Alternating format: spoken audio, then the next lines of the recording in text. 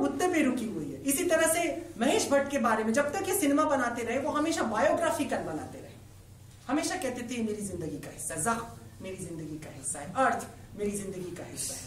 हर film उनकी पर criminal actually वो उनकी जिंदगी का हिस्सा होगा, उन्होंने कहा नहीं कि मेरी जिंदगी का हिस्सा है।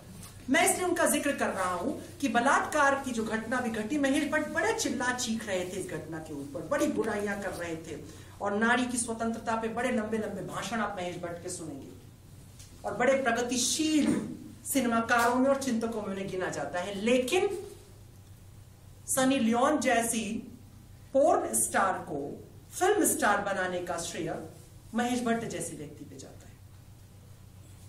मैं सनी लियोन का विरोधी नहीं, न मेरी कोई दुश्मनी है, मगर मैं दुश्मनी है मेरी तो उस संस्कृति से है जहां पर स्त्री उपभोग की चीज होती है, वस्तु होती है।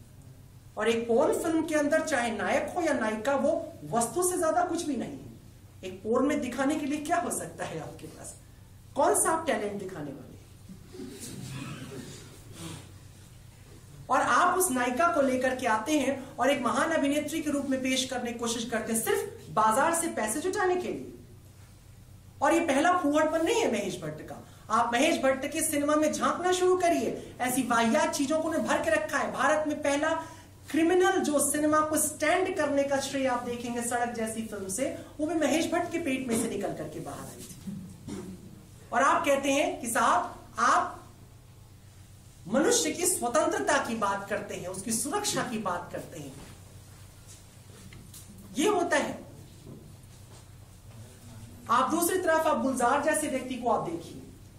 मैं गुलजार का जिक्र इसलिए कर रहा हूं कि उनके भी सिनेमा मैंने देखा, समानांतर सिनेमा में मैं उन्हें अप्रतिम मानता हूं। उन्होंने आंधी जैसी फिल्म बनाई, परिचय जैसी फिल्म बनाई, कोशिश, खुशबू, किनारा। एक खूबसूरत सी बात में बस इसलिए मैं जिक्र दोनों को आसपास कर रहा हूं, महेश भट्ट और गुलजार का, बहुत पास पास की। दोनों बुद्धिजीवी माने जाते हैं, दोनों के ऊपर कम्युनिज्म का प्रभाव देखने को मिल जाता है, दोनों ही प्रगतिवादी माने जाते हैं। लेकिन दोनों की फिल्मों में जो एक बहुत बड़ा भेद है वो ये है कि महेश भट्ट पूरी जिंदगी नायिकाओं की बात करते रहे, स्त्रियों की बात करते रहे, लेकिन उनके सिनेमा में स्त्री कभी बहुत ऊपर नहीं उठ करके आई। वो हमेशा पुरुष के अधीन ही रही है, चाहे वो जख्म की हीरोइन हो, चाहे वो अर्थ की हीरोइन हो, चाहे वो क्या कहते हैं आपकी सनी लियोन जैसी हीरोइन आ रही हो उनके पास, वो पुरुषों पर आश्रित है। लेकिन आप जब गुलजार का सिनेमा देखते हैं तो उसमें एक खूबसूरत बात आपको दिखाई देती है कि उसकी हीरोइन बड़ी अजीब है। उसने कभी नहीं दावा किया कि मैं नायिका प्रधान फिल्में बनाता हूं, लेकिन आप आंधी देखिए, वो नायक को अपने करियर के लिए छोड़ देती है, बहुत प्यार करने वाले नायक को अपने करियर के लिए छोड़ती है और वो नायिका ही रहती है, उसे फिल्म में खलनायक नहीं बनने देता है गुलजार। यह खूबसूरत बात है। माचिस की नायिका आतंकवादी हो जाती है, हुतुतु की नायिका आतंकवादी हो जाती है, लेकिन खलनायक नहीं बनने देता है। परिचय देखिए, खुशबू देखिए, अपने पति को छोड़ देती है अपनी आना पर, क्योंकि वो दूसरी स्त्री के साथ शादी कर लेता है, लेकिन वो नहीं जाती है, तय नहीं करती। ये जो रिस्पेक्ट की भावना है विमेंस की, ये केवल बकवास में नहीं आती, आपके कृतित्व में भी दिखाई देनी चाहिए। आप जिनको आप बोलते हैं ना, कि जैसा अभी बोल रहे थे कि कई फिल्में ऐसी मानी गई हैं कि ये, इन्होंने शायद कहा था कि जो है, मुझे बार बार टाइम दिखाया जा रहा है, पर हिंदी सिनेमा कई बार थोड़ा रील बढ़ जाते हैं उसके, ठीक है ना, 2-3 आइटम सॉन्ग डाल रहा हूं उसके।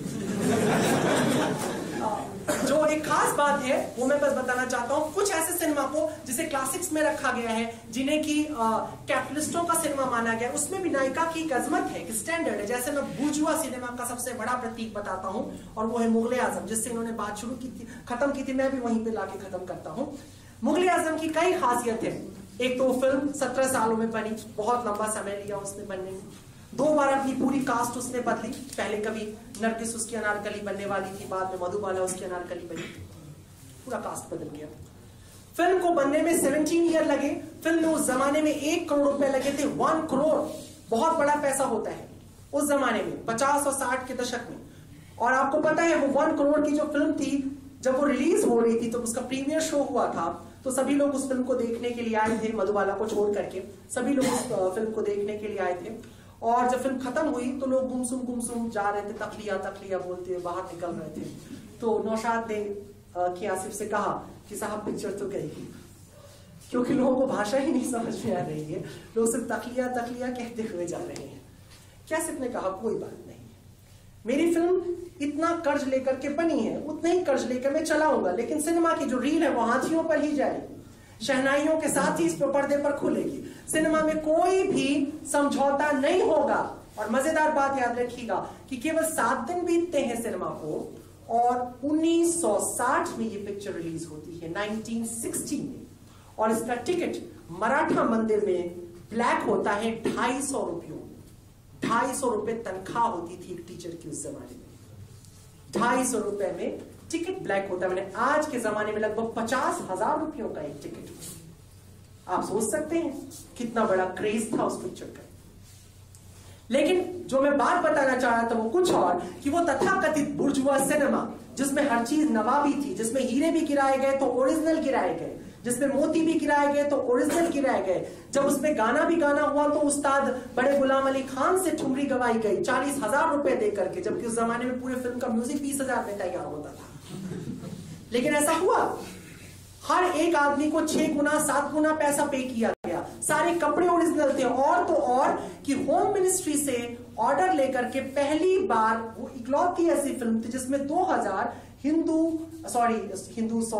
राजपुताना रेजिमेंट के फौजियों ने लड़ाई की थी, ओरिजिनल फौजियों ने नकली लड़ाई की थी।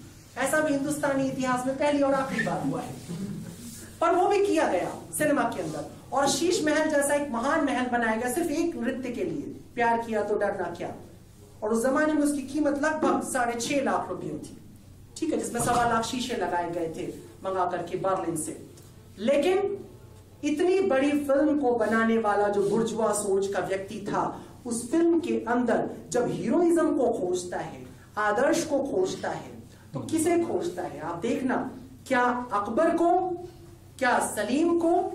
नहीं, उस फिल्म की असली नायिका ही उसका नायक है, अनारकली। तुम देखना, नायक वो होता है जो विनर हो, जो जीत जाता हो। अकबर नहीं जीतता है, बाखुदा हम मोहब्बत के दुश्मन नहीं, अपने उसूलों के गुलाम हैं।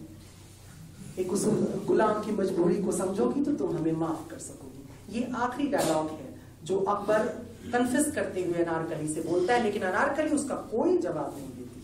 वो थिर है, जो जवाब देती है वो क्या देती है कि जिले इलाही की तमाम फिराक दिली और इनामात के बदले में ये गनीज जलालुद्दीन मोहम्मद अकबर को अपना खून माफ करती।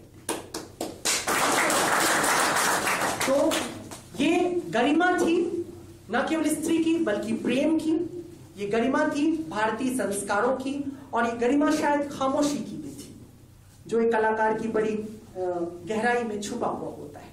तो हिंदी सिनेमा के बारे में जब भी हम लोग बात करें तो ये जरूर याद रखें कि भारतीय सिनेमा भारतीय समाज से जो उठ करके आया है, और जिसने भी संस्कृति की तलाश की है, वो क्लासिक्स में जाकर के खड़ा हुआ है। और ऐसा सिनेमा जो सिर्फ व्यापार करने के लिए आया, जिसने सिर्फ पैसा कमाने के बारे में, उसने अपने समय में, अपने दशक में, अपने युग में तो बहुत नाम किया, लेकिन आने वाले समय में न वो मेमोरी था और न मेमोरी हो सकता है। जैसे आपको इस वक्त मिथुन चक्रवर्ती और जितेंद्र की फिल्में नहीं याद है, वैसे आने वाली पीढ़ी को दबंग याद नहीं होगी, लेकिन उसे मुगले आजम तब भी याद होगी, मदर इंडिया तब भी याद होगी, नौरंग तब भी याद होगी।